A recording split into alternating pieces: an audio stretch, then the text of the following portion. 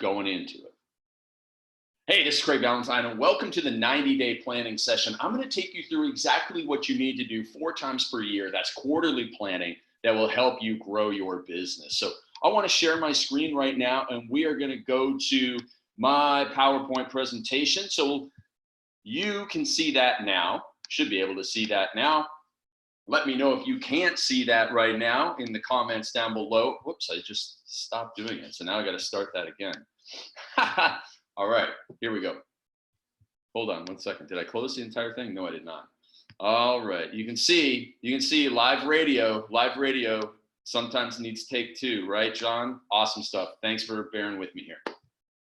Hey, this is Craig Ballantyne. I am here to take you through an excellent 90-day planning session. Do it 4 times per year. You will see massive growth in your business, and you will have so much clarity about what to do, and more importantly, what not to do. So I'm going to share my screen here, take you through this. It's going to be absolutely amazing.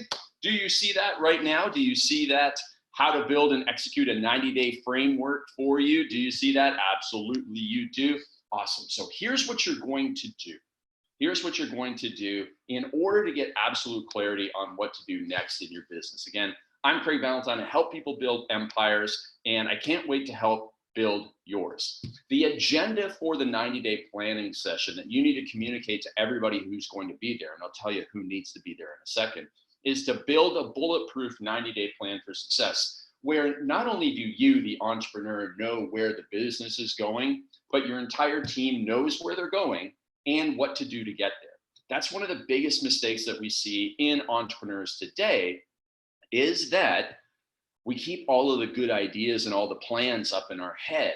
And we make a lot of assumptions that, like, oh, well, everybody, they come into the office, they hear me kind of sort of talk about where I want to go and build this business. Surely they can read my mind and they know what to do and what success looks like for their role. Of course they don't. And so that is a mistake that we can make. And I don't want you to make that mistake yourself. So the agenda is to build that bulletproof plan every 90 days. So you're going to do this 4 times per year. Now, and you probably will take this approach, if you're going to have your quarters start on January 1st, then on April 1st, and then July 1st, and then on October 1st, you don't do this on January 1st. You do this planning for January 1st, probably around December. So we're going to do one of these heavy sessions in December. Then you'll want to do it probably 3 to 4 weeks in advance. We just finished ours up. I think it was September the 8th that we did it for, September the 3rd or the 10th. I can't remember. It was one of those. We did that for our 4th quarter of 2020. So we're well planned for the official start of the 4th quarter, which is October 1st. So you want to do this in advance. And what we're going to do and walk you through here is how to build that blueprint to focus on what matters in Q4. You're going to need to set aside about 2 to 3 hours. We probably took about 3 hours, and there was only 2 of us in it. You'll probably want to have either yourself and at least one other person. Sometimes you'll want to have 2 or 3 other top team members, depending on how far down the chain you want to get information back up the chain. But definitely, if you are in a business where you have the traction model of the visionary and integrator, you guys, the 2 of you, if a man or woman or 2 women, you need to be there, obviously. Then in addition to that, it's probably very helpful to have a marketing manager if you have one, somebody who really drives the marketing. In my business, which is a decent sized small business, we only had 2 people there because a lot of what we were doing there is kind of top down in terms of giving people their KPIs and all that sort of stuff. The guys who were making the decisions were the guys in the room. We could have brought in one more. We could have brought in an outside consultant. So you probably want to aim for about 2 other people there. I've done it with as many as 5 people when I had a much bigger fitness business. When we were doing $5.5 million a year, we had the 2 owners of the business. We had our general manager. We didn't call him a COO. We called him a general manager. And then we had our chief copywriter there. If you have somebody who does copy outside of your business, it might be helpful to bring them in for a part of it. But you're going to want to have at least 2 hours, probably 3 hours blocked off because you don't want to rush these discussions. By the end of it, you will have 3 big rocks. three big rocks, three big goals, outcome-based goals for the next 90 days. You're going to have 3 KPIs per team member, so something that you're going to hold each person accountable to. And then you're going to have about 300 items on your not to-do list, and you're going to keep them there. One of the rules for life is know what not to do and don't ever do it. Okay? Know what not to do, and then don't ever do those things. And that could be everything from drinking 12 beers in a sitting to going and starting another project when you already have 2 very important projects on the go and diffusing your attention. Don't do that. I really think that from the clarity that we got in our 90-day planning, the biggest stuff we got was, okay, Craig's got to stop doing this. I got to stop doing that. Like, as soon as I'm done this, I'm sending an email to a person who I do a regular monthly recording. It's taking 3 hours of my time. I'm doing it out of obligation. I still make those mistakes, and I'm going to cancel it because it is getting in the way of me building a much bigger business just to be nice to somebody. So those things are going to come up. Here's the agenda. You start with, again, clarifying the outcome. What we want to leave this meeting with, very clear in advance.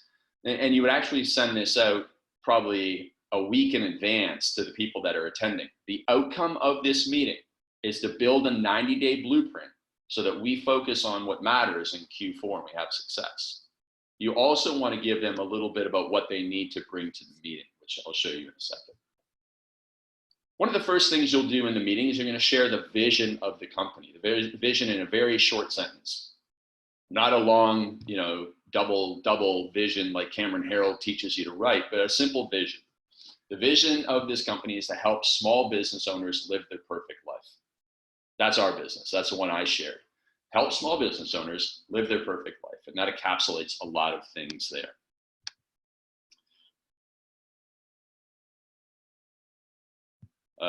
Okay, so then the next thing you need is to share your mission.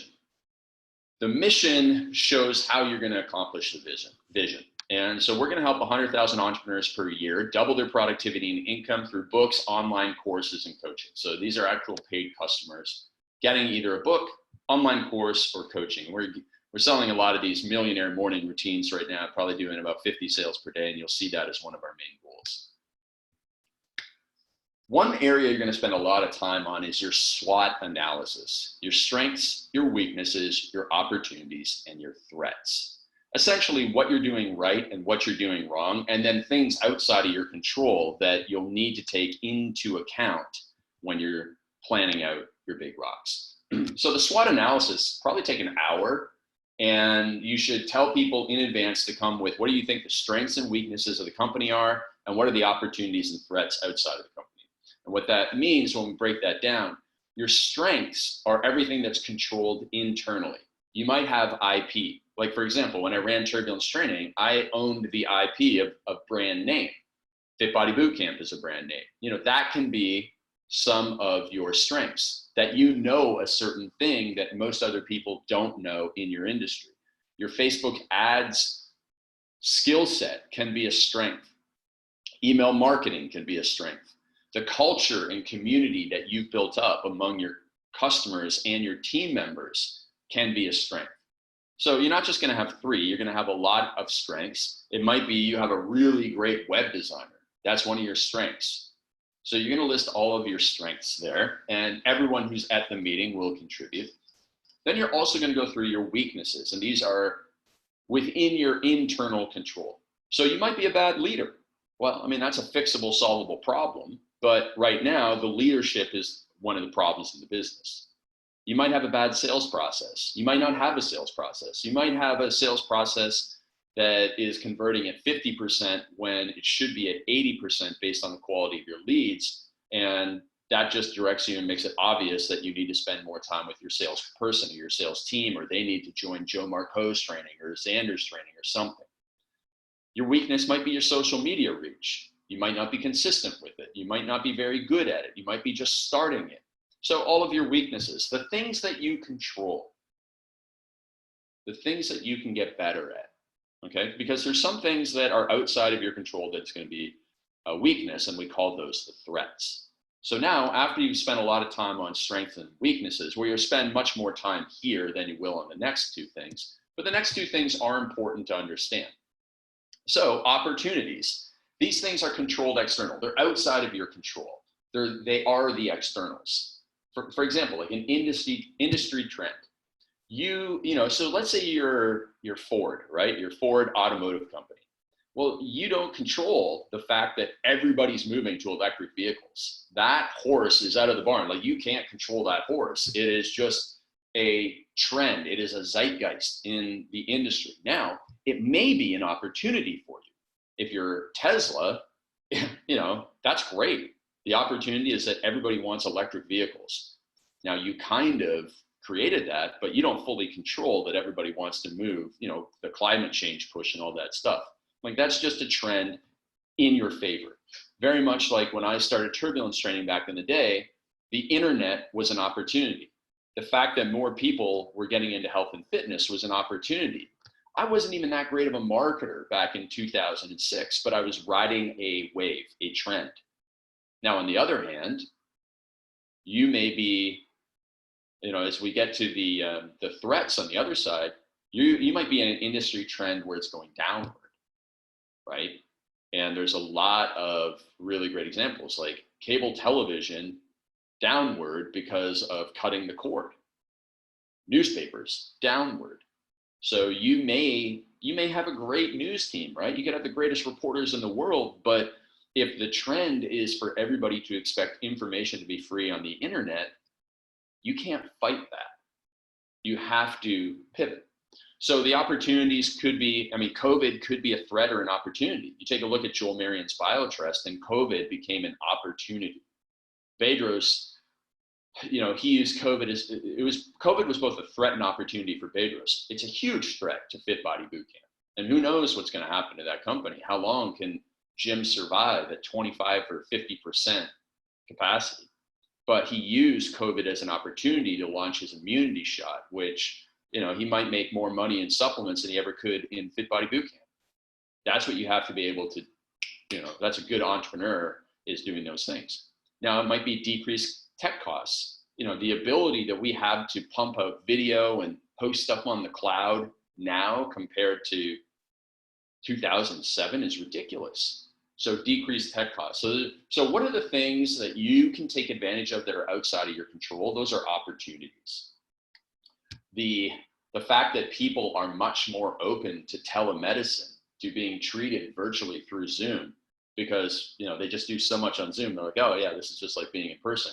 Or the fact that they're like, there's no way I'm going into another building, because they're really like on the I'm terrified of COVID scale. Well, now they are much more open to Zoom treatment, whether it's hypnosis or whether it is some type of pain management or personal training. So that, something could be both an opportunity and a threat to your business. On the threat side, it's often industry trends. It's often technology risks. Like, every single person here that takes a single credit card online, you are at risk of having your technology hacked and your, people stealing credit cards or whatever it is, right? Like, we're all of us have that stuff as a threat. The election would be a threat to most people who live in America. You have no idea what that's going to do. And now it might be an opportunity depending on what your industry you're in. But the election is a threat. It's stealing attention. It's likely going to cause massive disruptions. Who knows, like, if they'll even have the thing figured out 3 weeks after, they'll be suing each other, just like in 2000 or 2004, right? When they had, all the electoral stuff. We have no idea how long this one's going to last, because it's going to be close, and then one side is going to sue the other and say that the results are false, and it's possible that the votes are going to continue to come in for a long time after. And it's going to impact your business. It's definitely going to impact your business if you are vocal about your politics. It's definitely, and your clients are mixed in their politics, or the opposite of your politics. It's definitely going to impact, the conversations that are going to have. And a lot of people are going to say a lot of stupid things, right? It's just like CrossFit guy. Remember when CrossFit guy opened his big mouth on Twitter, and He got kicked out of the band, deservedly so. And we're going to see more things like that. So just understand the election is a threat to your business. It may be an opportunity, but in most cases, it's a threat. Technology risk, climate change. I read a very interesting stat today that right now, Lululemon has a lot of stores closed, but there's more stores closed due to wildfires and hurricanes than there are due to COVID. So climate change is interrupting and threatening Lululemon's business. Whoever would have thought of that, right? And if you're in the chocolate industry, there's always articles out there about how there's some disease taking out chocolate. It's gonna be too expensive to make chocolate products or bananas. Like, you hear all this crazy stuff, right? So there's things way outside of your control. If you own a supplement company, the supply chain is outside of your control, but it will be disrupted. And you have to have all of those things, because this is like the ultimate brain dump, right? It's just like, I'm going to vomit everything that can destroy my business out onto a piece of paper. If more people would have done this on January, for January 1st of this year, or had done it in February in planning before they even knew what COVID was, they at least would have been better prepared for other opportunities. So now we've been given a masterclass in being prepared for everything, right? Being prepared for everything. So this was not supposed to be there, and this was. So what I meant to put there was that when I talk about a SWOT analysis, another way of asking the question, especially for the internal side of things, is what are you doing right and what are you doing wrong? So what are you doing right in your business? For us, we had brought together like a real great group of Facebook marketers. So we started selling our Millionaire Morning Routine on Facebook in early August. And yesterday we made 46 sales. We spent $700 and we made $3,300. So we've been making at least double, if not triple, our ad costs every day for the last 10 days. We are on a roll. And so that's a strength. And it's because we have a tech guy, we have a copywriter, we have a social media guy, and we have Nick Corbesis, our Facebook ads guy, and we have myself. And we know this product and we know what people are saying. It's such a strength for us right now to generate new customers. And we could be doing 300 to 1,000 sales per day unless we get in trouble from Facebook. So one of our threats is Facebook kicking us off, because back in the fitness days, I got kicked off Facebook when we were spending $5,000 a day on Facebook. That was when we had that $5.5 million a year business. We got kicked off. Everything was going great until it fell off the cliff, because we don't control what Facebook wants to take and change. So we have a backup ad account and we have this and we have that. But back in the day, when Facebook made that change, it was industry wide. It wasn't just to our account. It was everybody who was selling fitness stuff in general. And this is 2014, I think, when they did that. And it's just like falling off a cliff, and you don't have any control of that. So that's why we're getting into YouTube ads, and that's why we're getting into some other advertising methods, and we're pushing affiliates and all that stuff. But at the end of the day, if Facebook was removed from our channels, it would hurt. So we have that as a threat. Remember, that's an external threat. So that goes in that category. But our strengths are our marketing, which can't be taken away from us. Our strengths are our team culture. Our strengths are the commitment to the business of a couple of key team members. Our strengths is my Instagram presence. Our strengths is my ability to create a lot of video. My strength is Linda, who wants to remove me from the business, which is great, and I mean in a good way, right? So we have so many strengths, but we also have weaknesses. We have the Instagram course is almost a weakness for us, because we recently just stopped trying to make it on Facebook. So here's a real interesting thing: is we started in March or April 20th is when we started running Facebook ads for our Instagram course. And I thought that we were going to have massive success selling our Instagram course on Facebook, just like my friend Robbie Blanchard has had success selling his Facebook course. And we never figured it out. We had some profitable days, but we tried everything from webinars to, then we started selling a $7 course and a $27 version. And we made it work kind of, but it wasn't, but we ended up, what we made work was an entirely different product using the same system. Used the same system, but ended up selling a different product because, you know, one of our strengths was we had multiple products. We had multiple areas of expertise. And we also, one of our strengths was my network. My network is one of the greatest strengths of our business because I was able to bring in this guy, Frank, from the Netherlands, Frank Den Blanken. You may have heard me talk about him before. He spends over $100,000 a month on Facebook. I guess we're up to about, you know, we're going to be closing in on about $25,000 ad spend this month. But Frank spends over $100,000 a month. And he came into our marketing meetings. We have this thing called War Room that we do every day that you guys have access to. It's a video that you have access to. And he came into that meeting twice now and showed us how to expand our audiences and gave us like ninja tips. And if we didn't have him, we would have been trying to figure it out on our own. And we brought in two other guys, one who runs Facebook ads for an app in Asia. And we haven't had Robbie in yet, but I think we had somebody else in. So we're bringing in experts all the time to get their feedback. We give them access to our ad account, and it's awesome. So we have a ton of strengths. Now, from all of that, now you've put out the brain dump, right? Now what you're gonna do is you gotta cut way back. So it's like, hey, Craig is not allowed to do any calls on Fridays. So that's why I'm jumping, you know, I'm canceling my commitment to some podcast thing I was doing. I don't take any coaching calls on Friday. It's not available on my calendar.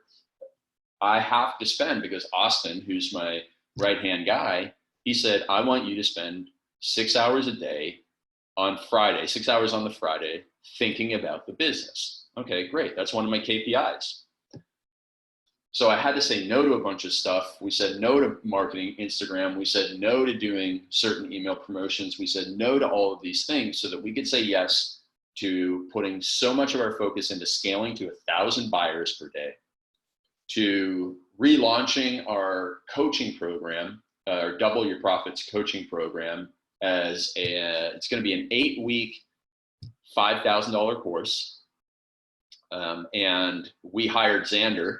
So you all know Xander Fryer. We hired him. We had a consulting day with him yesterday, paid him 10 grand. Fortunately, he gave me the Craig Ballantyne discount because I helped him find his wife. So if you want to get discounts on things, just help guys find their wives, and you won't pay full price on anything for the rest of your life. So our second thing is Double Your Profits relaunch. And then we're doing a new program called Double Your Discipline, because that's just a massive area that we see an opportunity in. So we're going to launch that in January, but we're going to create it in the next 90 days. So those are the only things that I'm putting my time into. 1,000 buyers, Double Your Profits launch, Double Your Discipline creation.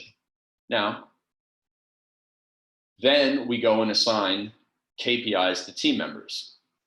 Here are some of them. So for me, I have to take every Friday off. I can't work on Friday. I have to spend 6 hours either on the Friday or per week in thinking strategy away from the computer. And then I have to do extra leadership. So I'm making more time for time with Zach Lohner, Ron Mora. So we're doing more sales calls. Marcus, our new salesperson. I probably now spend 8 hours a week on Zoom coaching calls with my team. So I'm replacing some of my coaching calendar with coaching my team and taking on fewer clients, and quote unquote firing a couple clients, passing them over to another coach on my team who's a great fit for them. But we are looking for, and this is worthwhile spreading the news and getting it out there, is we're looking for a head coach for our program. So one of our great coach, a person who is a great coach who's just not interested in the entrepreneur side. Xander just found one for his business. It was someone who had gone through his program, who had a little bit of money coming in from gyms that they owned, and was just like, I'm not cut out to be a salesperson. they were making 50K a month in their coaching program, but they'd rather make 25K a month working for Xander. And that's cool. That's really cool. And so I don't know what we'll be able to pay our person. It won't be 25K to start, but we're looking for somebody who's bought into the mission, wants to be part of the biggest small business coaching program that will ever be out there, which is what we're building, and be our head coach. We're also looking for another person to join our sales team. So that's what we're looking for. And I guess if I had another KPI, it would be probably 5 hours per week of recruitment in addition to that 4 hours of leadership. Now, Austin, who's our main copywriter, our main marketer, he has to chalk up 20 hours of writing copy per week, which means he had to stop writing our daily emails. So he writes all of our emails in my voice. I don't write them. We have another person who writes them, and which is Austin. And now we've hired another person to write the emails in my voice. Austin has to spend 15 hours per week improving our funnels. So that's writing copy for upsells. So he wrote me one that I have to go and film after this. And he's in charge of not writing the emails that generate 5K per week, but making sure that the person he's managing is generating that much. Linda, my executive assistant, my wonderful executive assistant, who you all know, her job is to, first of all, measure and then decrease the time from lead generation to first call, whether the first call is an actual sales call or whether it's a get to know you call with Marcus. Ron's, his KPI is to improve percent of sales made. And so that's why we're doing weekly training. And he has to do 3 hours of sales training per week, one with me, one with Joe Marco, and then one of role playing. And then we have it for like the dozen team members that we have. I just want to show you some examples. So you'll be able to have that. And you probably wonder, well, what about customer service? Well, customer service could be, number of reach outs per week to inactive customers, number of calls taken per week, number of things resolved, number of active clients reached out to. We have that for our customer service team. We have 4 people in the Philippines, and they have to have a turnaround time on, resolving issues. They have to, get back to a certain number of emails per day. I've seen Grant Cardone's sales team. They have to do, gosh, what was it? It was like, they have an auto dialer, right? So the guys on Grant Cardone's team, they just sit with headphones on all day. And as soon as they're done a call, the system automatically dials another person, another customer, and they go in and they do it. So they have to do, it's like 200 outbound calls per day, because a lot of people are not home and a lot of people are not interested. 200 outbound calls or 150 minutes of talk time, and it's all measured. And so that's a KPI. And if you don't hit those things, it's like, see you later, because we got 100 people lined up for work here. Fascinating stuff when you're building factories like that. So you'll be able to build this out for every person on your team. Again, by the end of this training, not training, really by the end of the meeting, you have 3 big rocks. So 3 big goals, very much like I teach you, right? The outcome goal. So you're gonna have 3 of them for your entire company. You're going to have 3 KPIs, which are the action steps underneath them. And then you may not have 300 items on your not to-do list, but you'll have a lot. And then this is where you can go to the 90-day blueprint, which I've taught all of you before. You put the outcome goal in the upper left. I'm sorry that the image is not so great. Process goals underneath. You would build this out for all 3 of the big rocks. Now, they're not all depending on you. So that's why, when you come to my workshop or when we talk to you in coaching, we say, you've got one 90-day outcome goal that you're going to take. But if you have a team, they're going to take charge of some of these things. If you're a solopreneur, you're not going to have 3 big rocks. You're really just going to have one. Maybe you're going to have one in a medium-sized one, and the medium-sized one might be bringing on help. So that's it. That's what I wanted to show you there, team, so that you can live the life of your dreams. And if you have questions or comments, drop them down